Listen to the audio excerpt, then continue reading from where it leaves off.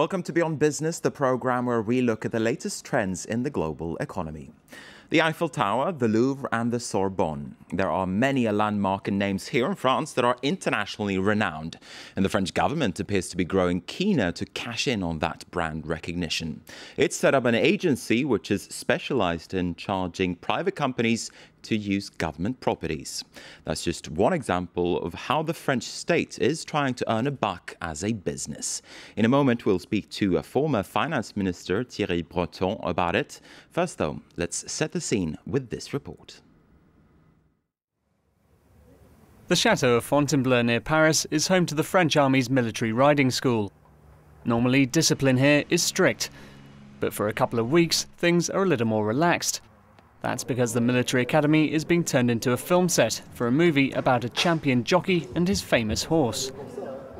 For the film's producer, the setting is ideal, and negotiating a price with the state wasn't difficult.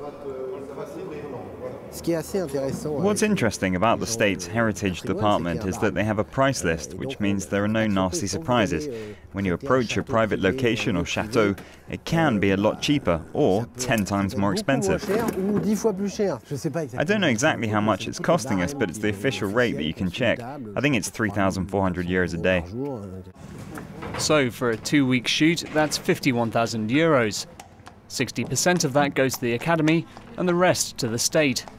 While that might sound like easy money, there are also costs.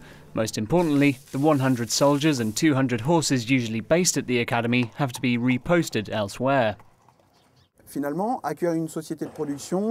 end of the day, having a production company with 6 trailers and 200 people on site does have an impact on our operations. So if there were no financial incentive for making the site available, then I would say there wouldn't be an incentive to host the shoot.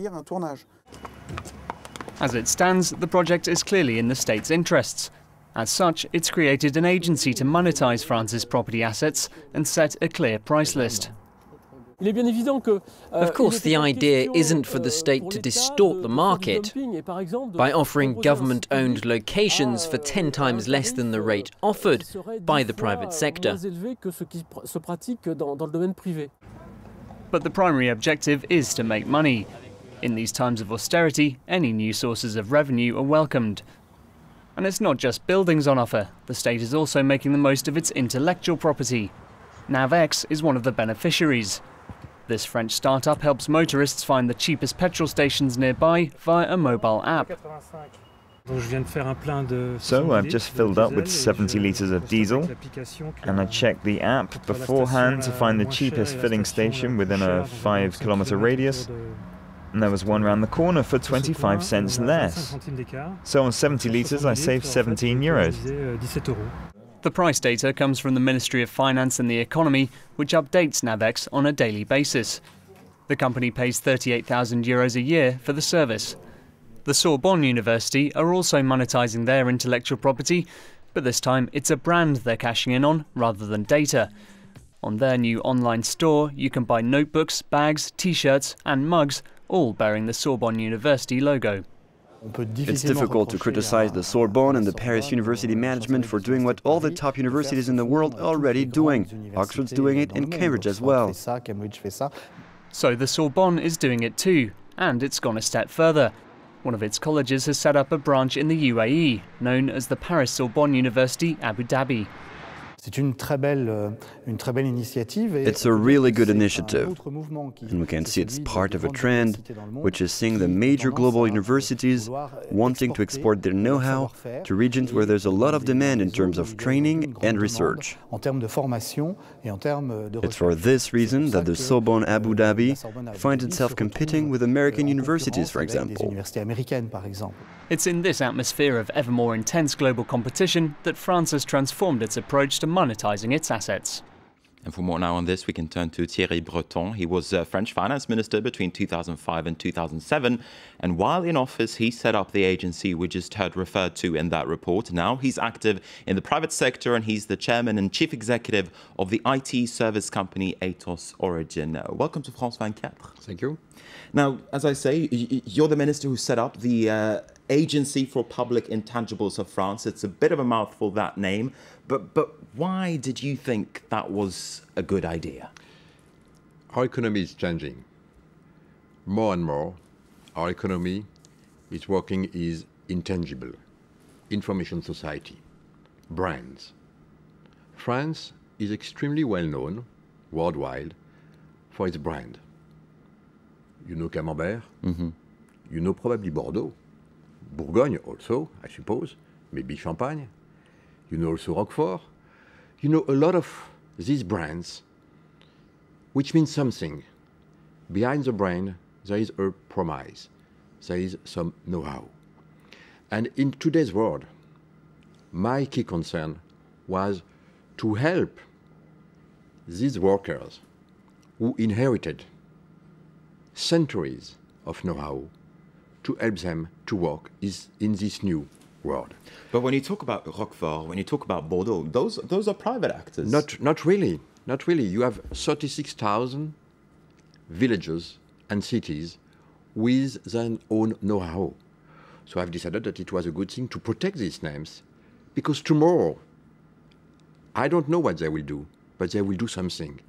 And I wanted to help them to communicate, to spread out their future product, services, know-how on a worldwide basis. We are in a world where, in intangible, a brand means something. But more than that, in this intangible, you have a lot of things we have seen in this movie. Data, for example. These data belong to everyone. There is no reason why some could take it and make business with it without giving to the French people, my fellow citizens, their fair part. So globally, when we are in an economy where 25% or 20% even is industry, 80% is services, marketing, brands. If you take running shoes, for example, 4% of the price represent the shoe. The rest is intangible, brand, marketing, lawyers, everything that you need to make this known on a worldwide basis. My job was to protect this heritage, patrimony from the French citizen. And today, it represents already roughly 10 billion euros that we have created. Where, as you say in this small movie, you said you sell. We didn't sell Louvre or Sorbonne. We just authorize, after a very strict cahier des charges, very strict rules, we authorize somebody else to use this brand because this brand represents something. But if we look at, for instance, the example that we saw there, that the government is selling data on how much a litre of petrol costs in different petrol stations, clearly, isn't that something that a private company could do and collect that data, for instance? So isn't the government going into a sector that the private companies really should be taking care of? I'm the one who have decided, in order to force petroleum company and gas company to monitor, to control the price, to make this information public. I'm the one who have decided to force them to control the price and to authorize, to allow the French citizen to select, to choose. This information are available. If somebody wants to do it with a better application on your iPad, iPhone, or whatever, okay, you can buy it. So you're confident that that particular service, you're not competing with a private company? Absolutely not. It's just that everybody could do it. If you have an ID, go and do it. But this information belongs to the French people. There's no reason why we could not create value with it. And you have many, many, many applications now where we can monetize this heritage, this information, this brand, first to protect, and secondly, to create more opportunity, to help also everyone to know better and to buy products and services for France being protected. Now, you're now in the private sector. You're the chairman and chief executive of Atos Origin, once again an IT company.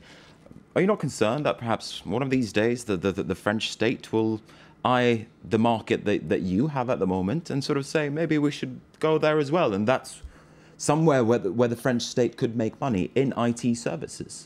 In fact, it's the opposite. With Atos, we have 80,000 employees worldwide, and in fact, we are helping governments, UK governments, Dutch government, French government, to do things ourselves that they used to do before, to do business ourselves that they used to do before. So in fact, that's the opposite. IT will help to create more opportunities for the state, to help the states to focus on what they have to do and to do differently what we could do. So you don't see the risk of a two-way road, so to speak? Absolutely not. Absolutely not. I mean, what was very important in my mind when I've decided to create this agency was to create a tool to protect this heritage and to allow, for example, when you go to a museum, you pay. When you go to visit a castle, sometimes you pay. When you visit physically, you pay. When you visit not physically, through networks, through internet, you could find also ways to pay a little something, because at the end, this is very important. What we have decided when we set up this agency, the one with an ID keeps the money. You see here in Fontainebleau, the money that they got for the movie was not from the state, was for the people here, this administration, helping them to enhance what they do with an extra money. All right, Thierry Breton, thanks very much indeed for taking the time to speak to us. We're going to have to draw a line under that discussion there because we have run out of time. Thanks once again for coming in and for speaking to us. You're watching France 24. Do stay with us. There's more news coming your way soon.